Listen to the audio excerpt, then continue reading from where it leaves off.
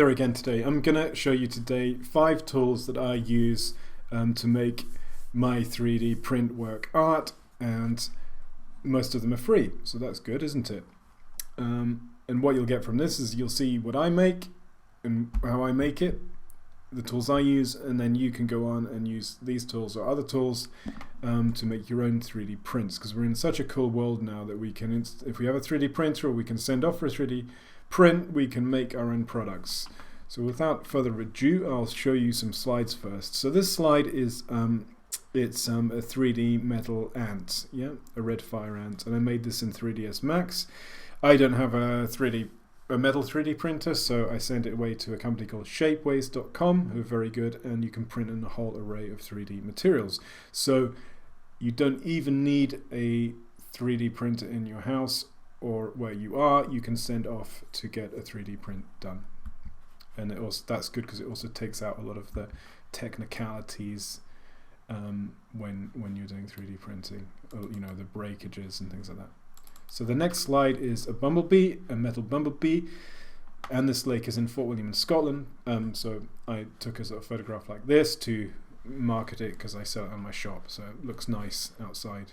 And again, I made this in 3ds Max. Okay.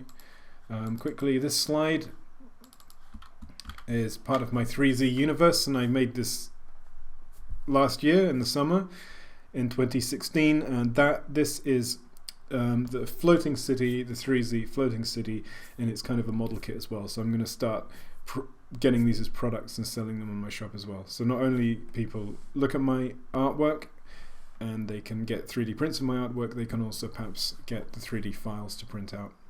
Okay, I'll just show you another one very quickly. I'm not going to do too many slides because I want to get onto the tools. So this is another thing from my 3Z universe, and this is a space pod, and I'm going to set it up so I can photograph it really well and make it look like in a scene, because I like a lot of work by retro sci-fi FX people like Douglas Trumbull. I always get his name wrong.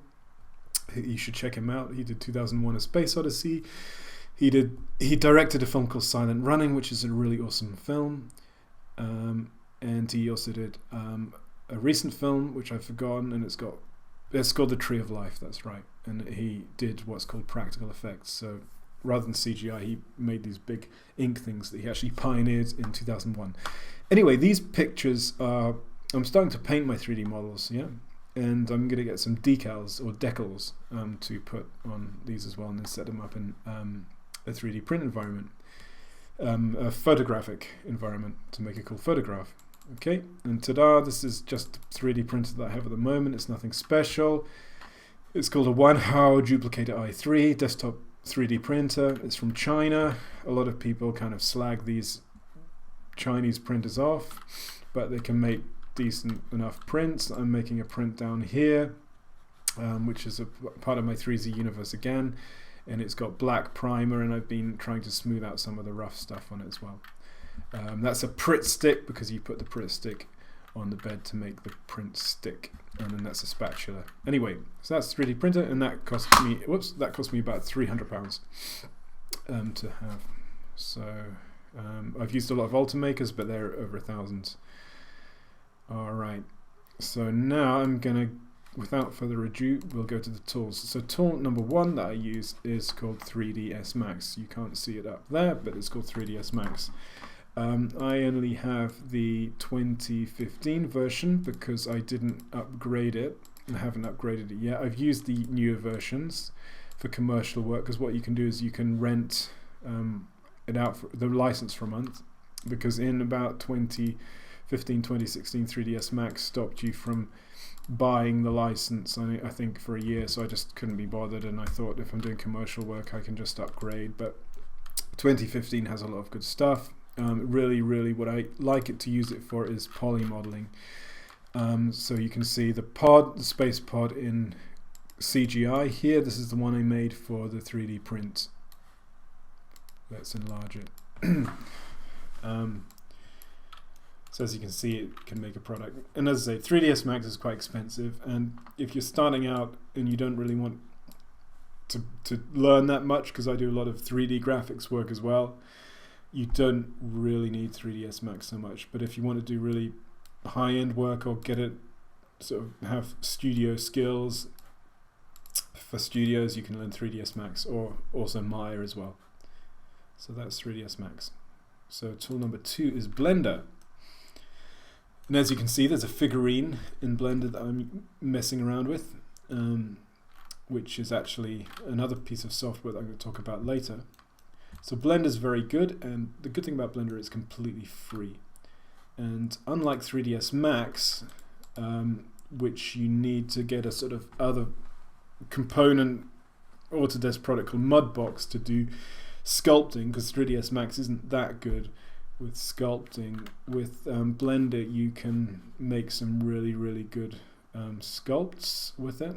I'll take it out of that mode because that's why I can't add an object. So you can add a UV sphere, then you can go to sculpt mode, and then you can start, messing around and sculpting it, and then subdividing it with your tools up here. And then you can sort of knead it like clay. As I said, 3ds Max has a bit of that, but in fact Blender, the tools are more powerful, and Blender is completely free. So I'm not advocating Blender. When I do commercial work, I actually prefer to use 3ds Max. Whoops, because I use, my notes just fell down, but let's just carry on. I can freestyle. With 3ds Max, I prefer it. The tool sets are more logical for me. Everything's laid out more logically. Blender's open source, so basically it's got a lot. It's all over the place. But if you want to pick up a free program, and it can make really awesome stuff, and a lot of people that are fans of Blender will probably disagree and argue with me about that. But as I say, I kind of use both. And the good thing about Blender is that it can use this character program, which I'm going to show you now. And this character program also, amazingly, is free, and it's called Make Human. And you can, it's sort of parametric sliders. So we can slide the gender, the age, muscle tone, and that sort of thing. Like so. And then we can export it to, so it's left click to rotate. Then we can export it into Blender. And the great thing, it exports the rig as well. So we can move, if you see what I mean, these parts, we can move it. So we go into pose mode.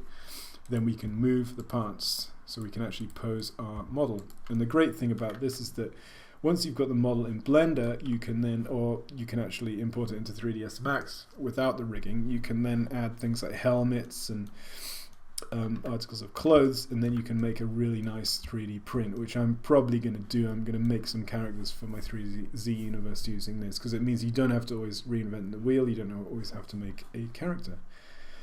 Okay, so that's tool number 3, and my notes have now crashed down off my chair onto the floor, so hopefully they won't be doing anything else. So let's go on to tool number 3, which is the 3D setup program, and it's called Cura. Because I have the Wanhao duplicator, it comes with a kind of open sourced up thing that's specific for the Wanhao duplicator, and all we do is we can load a file. Let's go big man. Yeah, that's what people call people around in the west coast of Scotland, big man.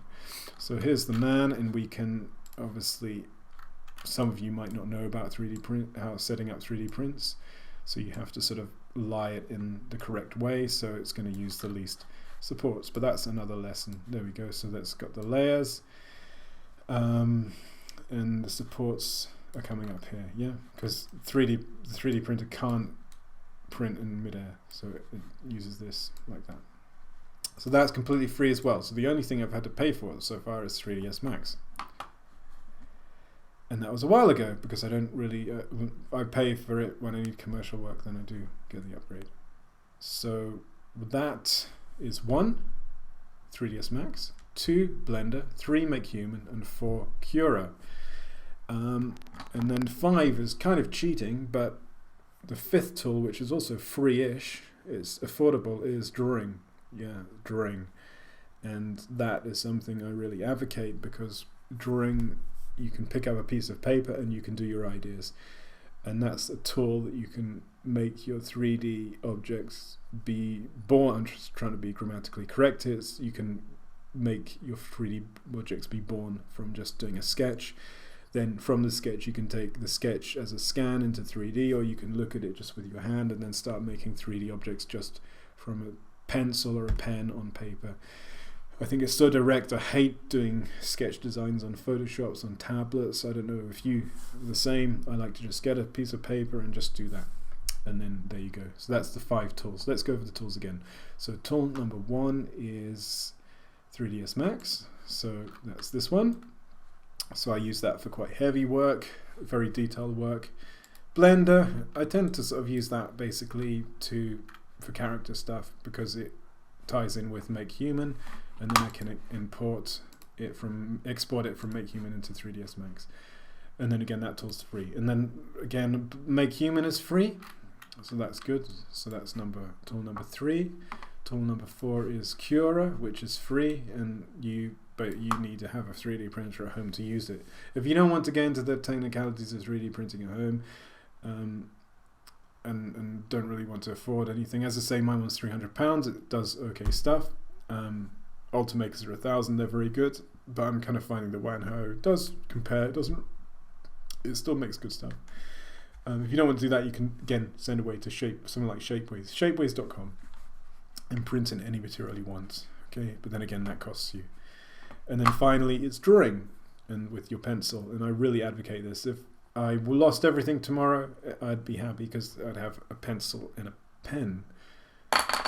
There you go. So it's always good to have something to fall back on. So thanks very much. And if you like this, please comment and share. You can subscribe to my YouTube channel. You can check out my 3Z Universe blog. So it's jamesabelart.com/blog. And that's got lots and lots of cool science fiction stuff that I'm working with 3D prints, I'm working with CGI, and I'm working with drawing. So without further ado, thanks very much, and I hope to speak to you soon. I really hope this helped, and let me know if it does, or if you've got any questions, or if you have tools that you use you want to add, just feel free, put it down below. So thanks very much, and bye for now.